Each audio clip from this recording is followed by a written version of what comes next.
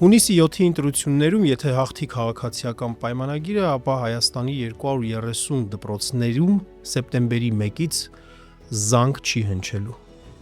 Կրթական որակյալ ծրագրերը հասանելի դարձնելու անվան տակ 230 դպրոց փակվելու է։ 230 փակված դպրոց, 230 անլույս պատուհան, հազարավոր ուսուցիչներ գյուղերում ստիպված են լինելու զբաղվել միայն հողագործությամբ և անասնապահությամբ։ Ինչ է սա։ Ֆինանսների խնայողություն երեխաների հաշվին,